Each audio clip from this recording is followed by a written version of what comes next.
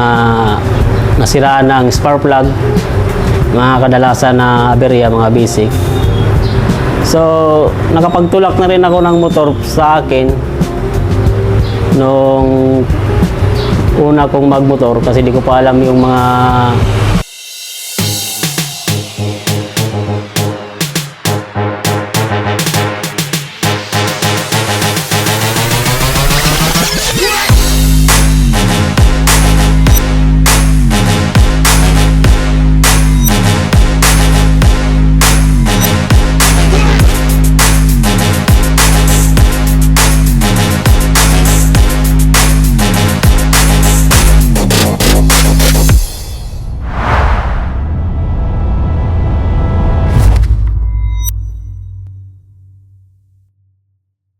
bakit Ronjik Motovlog ang page name ko sa aking vlog.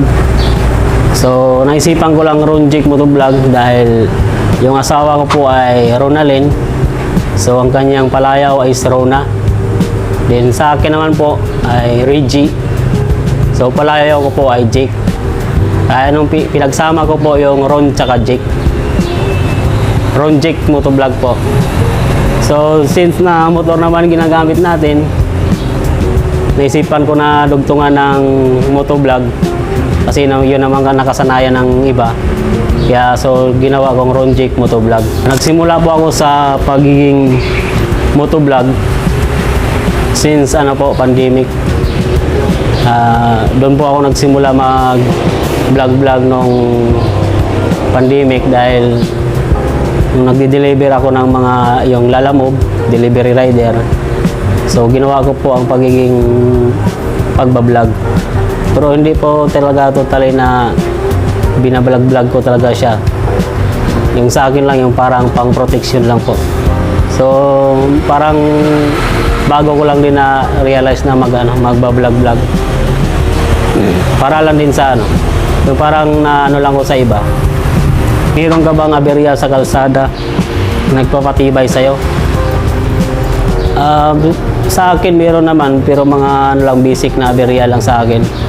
Kadalasan yung mga namatayan, mga nasiraan ng spark plug, mga kadalasan na aberya, mga basic.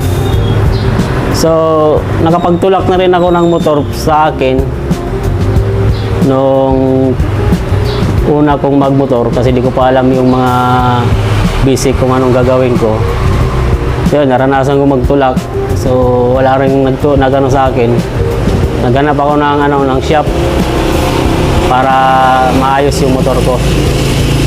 And then doon ko lang din na-realize na mahirap pala na masiraan ang motor. Kailangan bago ka umalis, check mo talaga. Pero di mo rin masasabi na masira yung motor mo kahit anong check mo or yung yung palit ng mga pisa. Talagang nasa paggamit mo rin. Tsaka surtihan lang din. Kasi kahit anong tibay naman ang gamit mo kung matatimingan na masisira yung motor mo. Ano ang dream bike mo at bakit?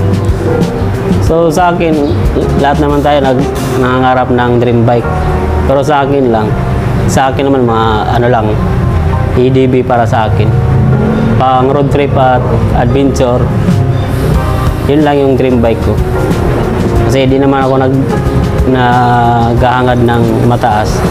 Basta sa abot lang ng aking kakayanan, ating kakayahan. Dream destination for road trip.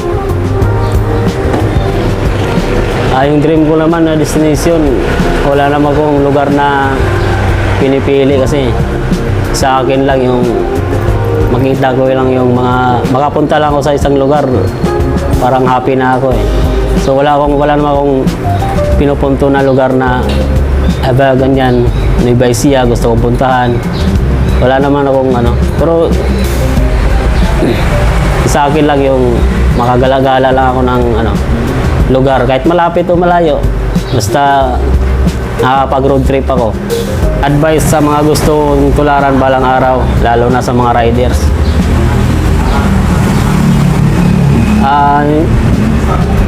Advice ko lang naman yung yung magiging maingat lang tayo sa kalsada at magiging alerto tayo. Kailangan kasi isa lang yung buhay natin eh. May nagmamahal sa atin, may naghihintay sa ating pamilya.